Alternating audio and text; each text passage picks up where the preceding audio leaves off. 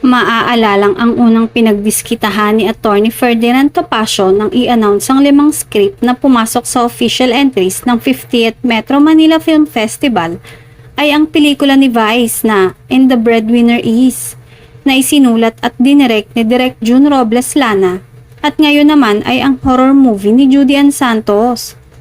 Inakusahan niya ng plagiarism na kopya raw ang pelikula ni Vice sa 1995 movie ni Rogelio de la Rosa na higit sa lahat.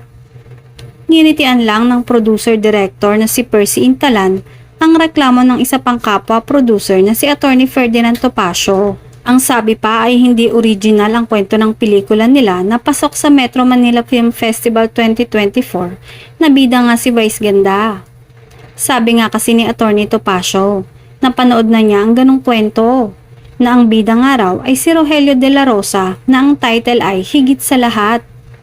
Pahayag pa ni Percy, original na kwento yon na ginawa ng mga writer nila, kasama ang direktor ng pelikula na si June Lana.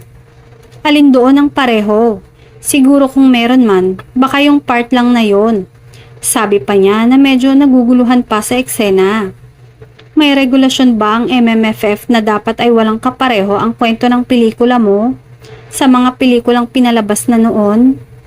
Sa panahon ngayon, may makakapareho at makakapareho ka talaga. Like, lahat naman ng story ngayon ay Romeo and Juliet, 'di ba?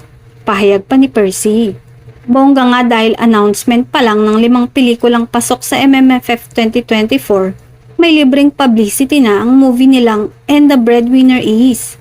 Ang balita nga ay gusto na raw patulan ngayon ni Direk June Lana ang sinasabing ito ni Attorney Topacio. Ngayon naman ay pinagbalingan ni Attorney Topacio ang isang entry ng reality entertainment na Strange Frequencies, Haunted Hospital.